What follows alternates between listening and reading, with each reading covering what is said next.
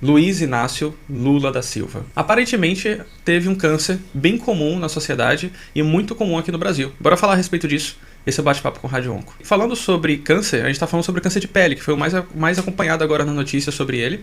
E o que a gente tem a falar sobre esse câncer é que ele é altamente prevalente no Brasil. No mundo ele já é prevalente, e aqui no Brasil em especial por causa da nossa localização no mundo. Então quando a gente fala sobre câncer de pele, a gente divide em câncer de pele melanoma e não melanoma. Hoje a gente vai falar dos não melanomas. Aí está incluso o carcinoma espinocelular, está incluso o basocelular, que são a maioria. Aí tem outros, Merkel e por aí vai, outros tipos. Só que o mais importante é a gente falar sobre esses dois tipos. E o que aconteceu com o presidente atual é o basocelular.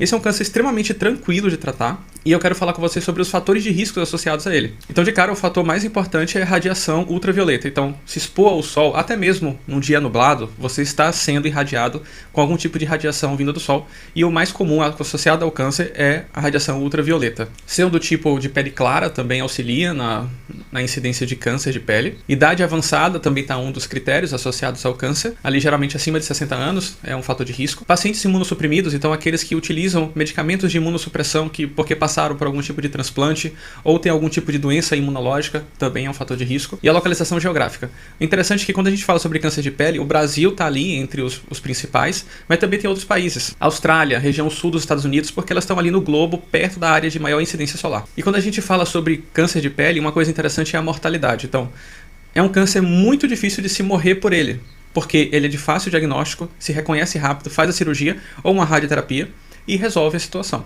Então, falando sobre mortalidade, a probabilidade de morrer por um câncer basocelular, a gente está falando ali de 0,8 em 100 mil habitantes, então é muito baixo. O câncer espinocelular ele já tem uma associação até 3% em 100 mil habitantes, então é bem baixo também. Isso é tão baixo quando a gente compara com outros tipos de mortalidade. Então, por exemplo, morrer por causa de um acidente de trânsito. É muito mais provável morrer num acidente de trânsito do que do câncer de pele. Então, falando sobre acidentes de trânsito aqui no Brasil, a gente tem dados que até 1,35 milhões ao ano morrem em acidente de carros. Já quando a gente fala sobre câncer de pele, espino, basocelular, a gente está falando ali de 65 mil pessoas ano. Então assim, muito menor. Gostou da informação? Quer saber um pouco mais? Segue o Bate-Papo com o Rádio Onco.